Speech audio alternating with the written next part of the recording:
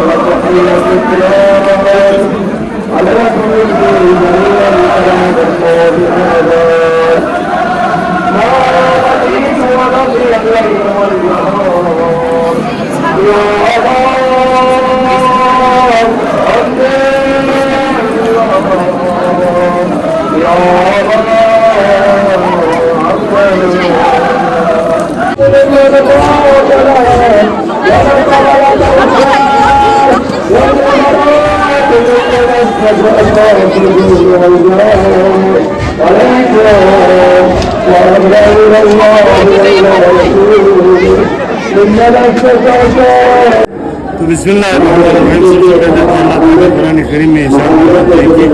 वला तहसबन्ना लज़ीना क़ुतिलू फ़ी सबीलिल्लाहि अमवातन बल अहयाउ इंद रब्बिहिम युरज़क़ून। जो लोग अल्लाह के राह में शहीद हुए हैं तो इनसे मुर्दा नहीं समझना, बल्कि जिंदा है, अल्लाह की तरफ से रिज़्क़ हासिल करते हैं। तो इसी तरह कुरान की और एक आयत है, कुल्ला असलकुम अलैहि अजरन इल्ला अल-मवद्दत फिल क़ुरबा। ए रसूल, आप लोग जो अजर रिसालत मांगना चाहते हैं तो इनसे कह दिए कि मेरे अहल बैत से मोहब्बत करना। तो इसी मोहब्बत की खातिर जिस तरह हज़रत इब्राहीम अलैहिस्सलाम और जनाब हाजिरा ने एक नबी की जान बचाने के लिए सफ़ा और मरवा में दौड़ा और अपनी यानी इस्माइल को कुर्बानी किया, तो इस कुर्बानी को ज़िंदा रखने के लिए इमाम हुसैन हकीकी कुर्बान जो है नवासे यानी रसूल सल्लल्लाहु अलैहि वसल्लम इमाम हुसैन अलैहिस्सलाम ने हकीकी कुर्बानी अंजाम दिया, जिसकी मोहब्बत अल्लाह ताला ने हमारे लिए वाजिब करार दिया। तो ये आज हम जो है आशुरा मनाते हैं, अय्याम असद मनाते हैं, क्योंकि इसी गर्मी के मौसम में इमाम हुसैन अलैहिस्सलाम को दीन बचाने के लिए, इंसानियत बचाने के लिए, पीस, शांति, अमन और दुनिया में हक और बातिल को वाज़े करने के लिए इमाम हुसैन अलैहिस्सलाम को इस दीन के लिए अपने कुर्बानी, खून, नामोस और अपनी जवान अली उल अकबर, अली असगर को इस राह खुदा में कुर्बानी देना पड़ा। तो आज हम ऐसा इसलिए मना रहे हैं क्योंकि हुसैन ने अपनी कुर्बानी के ज़रिए से दीन को